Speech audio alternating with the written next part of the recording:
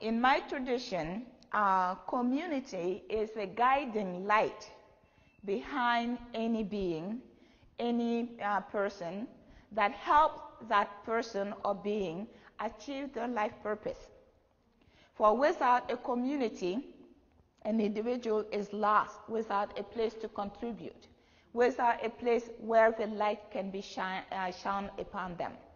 And so I believe that is that very piece that creates that longing for us, the longing for the community. Who can see me?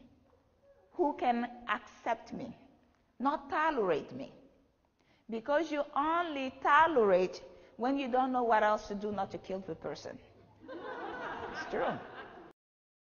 Community basically goes into the really nitty-gritty of our human need. It is at the core of our human existence, because upon community comes relationships.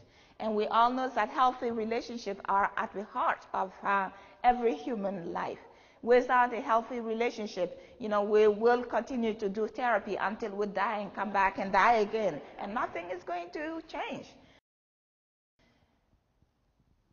We still feel that longing for someone to recognize who we are beyond, the need for other people to make us what they want us to be so they can feel comfortable.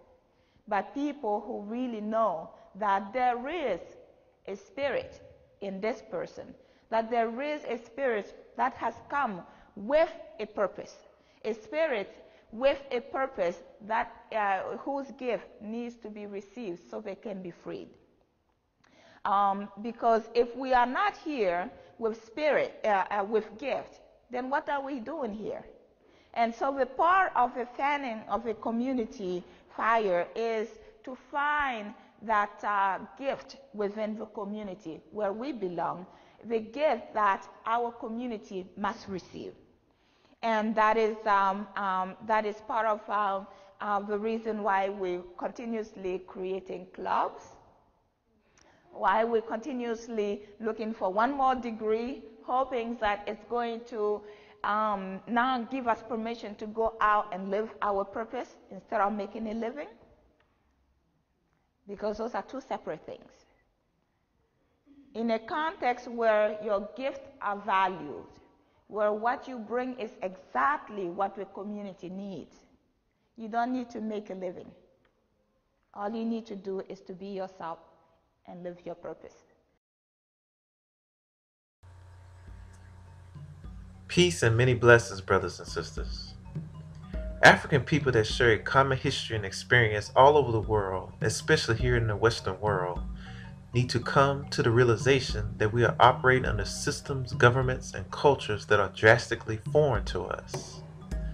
Now, this is not the romanticized African culture like everything was perfect and utopian pre-colonial period, but one common theme throughout traditional African culture was that humanity was of great significance, and it was community-oriented, humanly and spirit-driven, and this is not the case in Western civilization. More emphasis is placed on the material world, which leads to the alienation of the spirit. There are many different issues to be discussed to answer why, in the land of plenty, the misery index of people in the West, especially African people, is considerably high, but we want to focus on the spiritual dimension of it. Let's take America and the American dream, for example. There's a part of that dream that is beautiful, and it represents equal opportunity for each individual, regardless of their socioeconomic background, to pursue a life of freedom and prosperity. The shadow of this dream is that there is a sequence of compromises that one has to make in order for that dream to become a reality in America. These compromises are linked, ironically, to our freedom of expression and the kinds of opportunities that we encourage to take to pursue our dream. What is the role of exploitation in the American dream? Fundamentally, the dream of America has largely been made possible through exploitation. The sincere and innocent yearning for freedom and prosperity for true individualization and contribution to society through our genius ends up being exploited by a system that seeks to fend off the genius of others. The American dream is all about the external. It's about the external happiness, fame, and wealth. It cares nothing for the spirit or the soul. It says nothing about the consciousness, about love, about the flowering of man. It preaches a doctrine of materiality, that anyone can rise to wealth and fame and incidentally be torn down and destroyed by it. Many of us live in this consumer culture in a place of mental separation from everything around us. We've actually allowed our hearts to serve our minds instead of our minds serving our hearts. In the West, we have these illusions and ideas of freedom, yet we are mental slaves.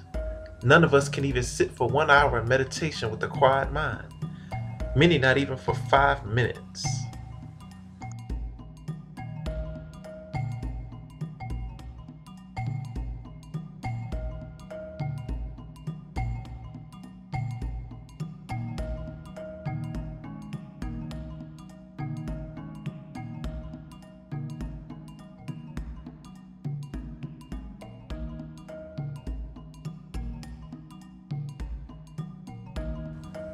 The role of spirit in our relationships is to be the driver, to monitor our relationships for the good. Its purpose is to help us be better people, to bind us in such a way that we maintain our connection not only with ourselves but also with the great beyond. Spirit helps us fulfill our own life purpose and maintain our sanity. The spirit of a human being is the same way. In the Dagara tradition in West Africa, Burkina Faso, Sobonfu says, each of us is seen as a spirit who has taken the form of a human in order to carry out a purpose. People in the West can begin to strengthen their relationship to the spirit by spending time with nature and taking time away from the mundane day-to-day way of living. We allow the part of ourselves that can hear natural beings to listen, so we can find out our connection to those spirits. It is very easy for us to get lost in the mundane world and forget about our connection to spirit, yet without that connection we are basically the walking dead. Separation from community and spirit leaves many people who have wonderful contributions hold back their gifts, not knowing where to put them. And without the unloading of our gifts, we experience a blockage inside, which affects us spiritually, mentally, and physically in many different ways. We are left without a home to go to when we need to be seen. Community is the spirit, the guiding light of the tribe, whereby people come together in order to fulfill a specific purpose, to help others fulfill their purpose, and to take care of one another. The goal of the community is to make sure that each member of the community is heard and is properly given the gifts he or she has brought to the world. Without this giving, the community dies, and without the community, the individual is left out of place where he or she can contribute. The community is that grounding place where people come and share their gifts and receive from others. People in the West can create a sense of community in their cities, just as people in West Africa or throughout Africa have. They can do this by providing each other with continuous support. Each of us needs something to hang on to. That's why you have all these small communities here and there. A group of women working on social issues, a group of men, and all these small groups pursuing a common goal. They are making attempts to recreate a piece of that greater community that used to be and that has been destroyed. The only difference is that most of these communities don't focus on spirit. They tend to leave spirit out of their activity, which is a mistake. It's another way of saying we are in control when in fact a true community must be based on spirit. Spirit should be the leader and the guide for everybody in the community. To create a community that will work for people here, there is a need to look carefully at some of the fundamentals of a healthy community: spirit, children, elders, responsibility, gift giving, accountability, ancestors. These elements form the base of the community. Our fear of being exposed in a culture where everybody else is wearing a mask can be a major obstacle to our reaching out for help.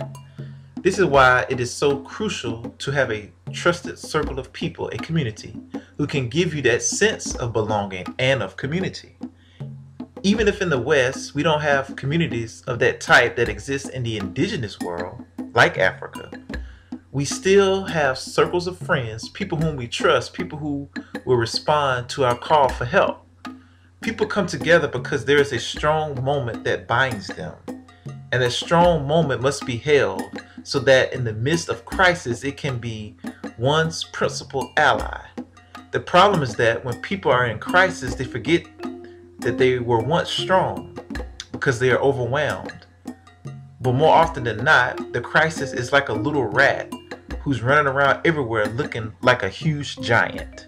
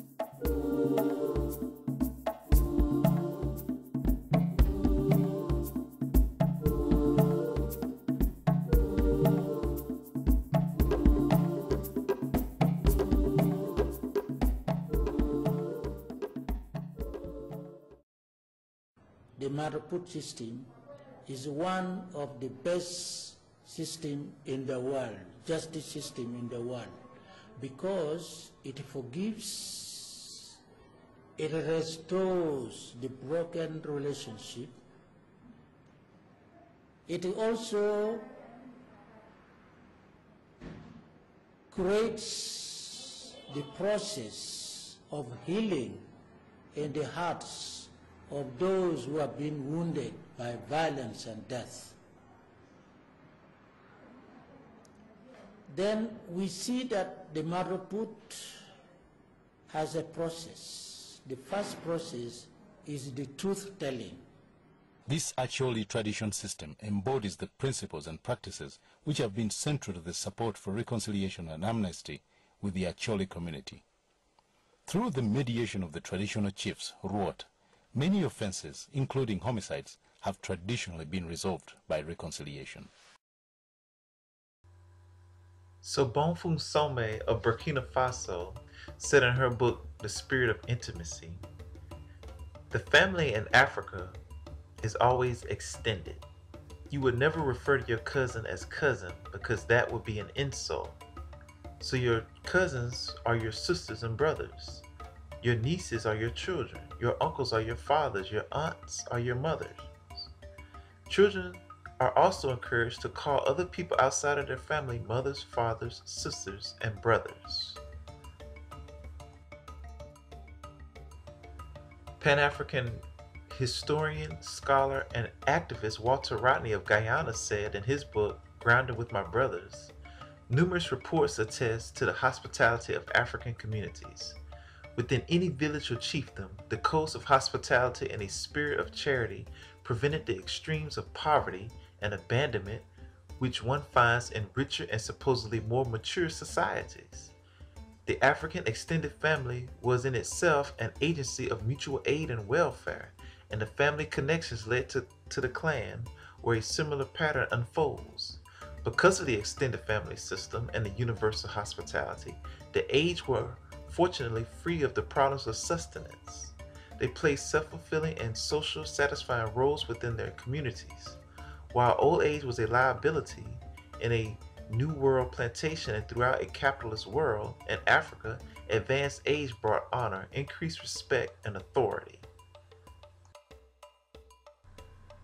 Pan-African scholar and historian W.E.B. Du Bois, in his book Dusk of Dawn, writes that when he went to Africa, in a small town, it was clean, restrained, and no selfish place, but the central abode of fire and hospitality, clean swept for wayfarers.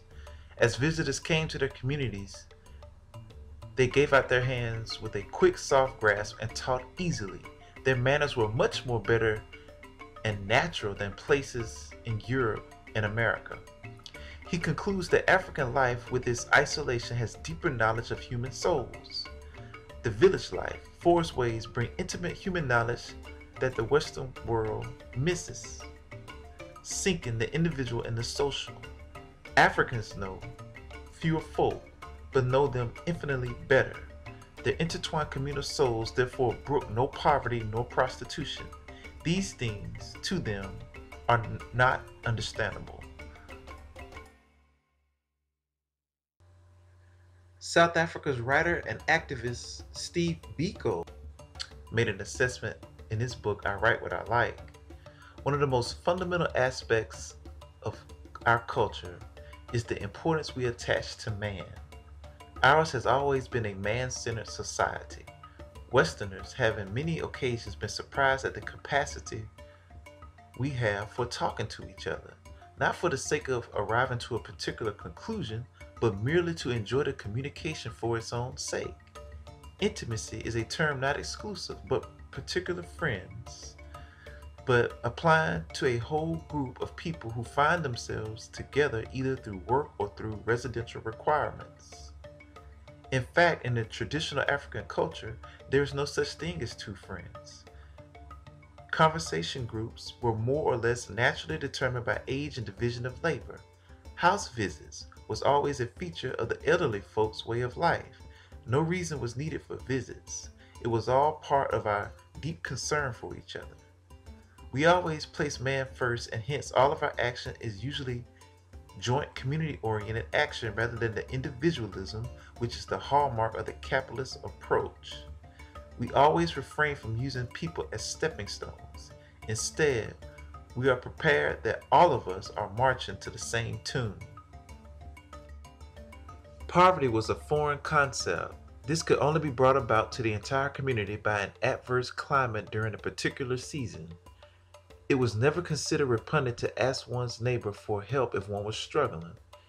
In almost all instances, there was help between individuals, tribe to tribe, chief to chief, even in spite of war. Thus, in its entirety, the African culture spells out as people particularly close to nature.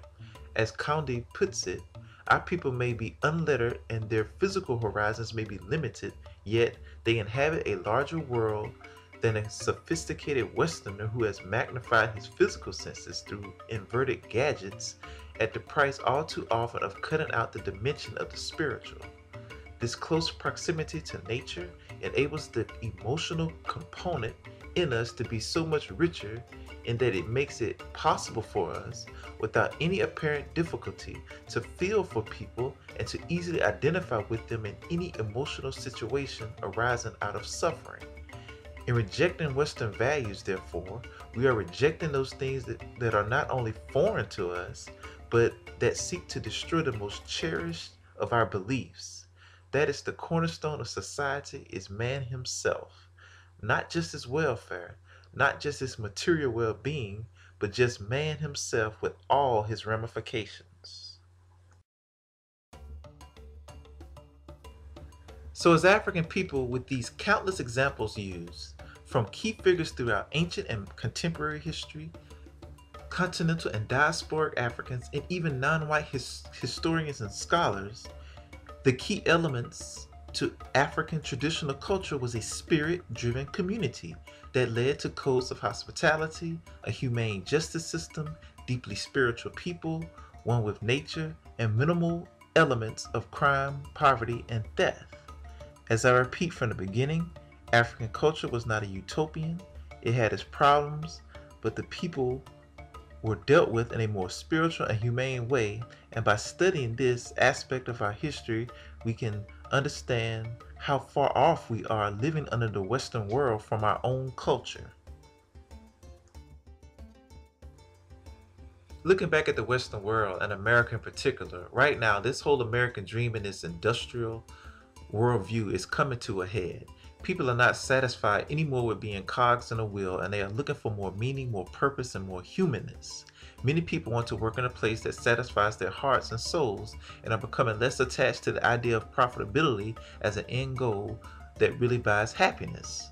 Once we become awakened from this slumber, this dream, we will see things as they are, and we will see absolute madness that human society is perpetrating, thinking that it is completely normal. We need to move beyond this blind quest for fame, for materialistic living, for seeking happiness solely through the acquisition of stuff, from being programmed by the insidious mechanisms of media and society that destroy our true innocence and fragment our minds. We need to move towards more spiritual self-realization of ourselves.